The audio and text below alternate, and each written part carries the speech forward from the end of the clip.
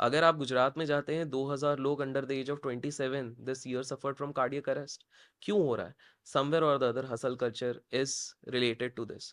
क्योंकि हम लोग इतना ज़्यादा रैट रेस में फंस गए हैं, हम लोग इतने जल्दी की मल्टीपल इनकम सोर्सेज होने चाहिए, इतना होना चाहिए। आई एम नॉट सेइंग नहीं होने चाहिए बिल्कुल होने चाहिए।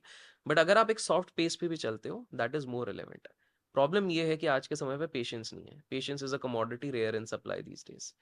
अगर आप पेशेंट हो, आप हसल से बेटर है कि आप एक साथ इतनी सारी चीजें करने की जरूरत नहीं है। आप 2 से 3 एवेन्यूज रखो ना, पहले उसको मास्टर कर लो। So let's take an example, context के लिए बताऊं तो आपके अगर कोई व्यूअर है वो जॉब कर रहे हैं, जॉब के साथ साथ वो दूसरी चीज कर सकते हैं कि मेरे को एडिशनल इनकम चाहिए, तो डिविडेंड बेस्ड स्टॉक्स जो डिविडेंड्स देते रहते हैं उस पर हल्का फुल्का अपना इनकम का इन्वेस्ट करें।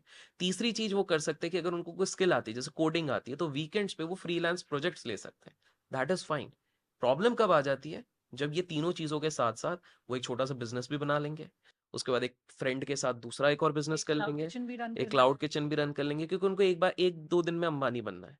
दे don't understand that it takes years and years to build that kind of empire.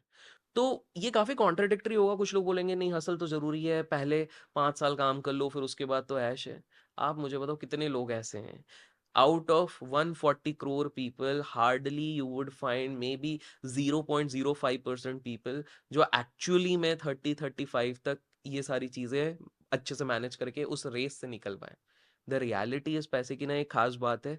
ये एक जैसे मैस्लोज नीड हायरार्की थ्योरी भी कहते हैं, वैसे ही पैसे की एक बात है कि बोलने की बात होती है कि बस इतना कमा लिया उसके बाद मैं निकल जाऊंगा।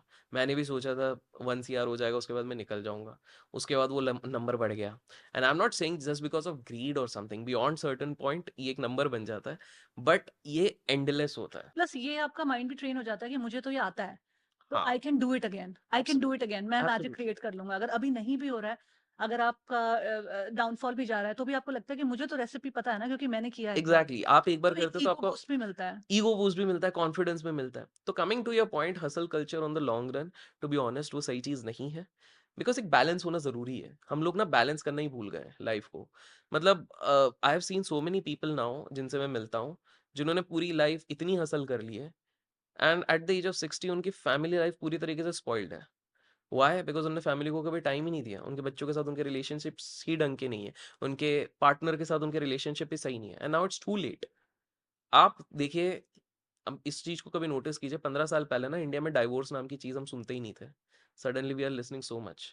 Is it just because lack of understanding? No. Somewhere or the other ये हसल कल्चर भी उसके लिए इंक्लूडेड है। बिकॉज हर बंदा हर बंदी भाग रहे हैं कि यही समय है, पैसा कमाओ, ये करो वो करो। वहीं पे बैलेंस की बात बहुत इंपॉर्टेंट है। तो हमारे the journey with in podcast का जो आइडिया है, वो वही बैलेंस और वही एक अवेयरनेस क्रिएट करने के लिए हम इस पॉडकास्ट को करें, ताकि लोगों को समझ आए कि ये तो जर्नी विद इन करना, अपने अंतर मन को समझना, अपने इनर वर्ल्ड को समझना कितना इंपॉर्टेंट है।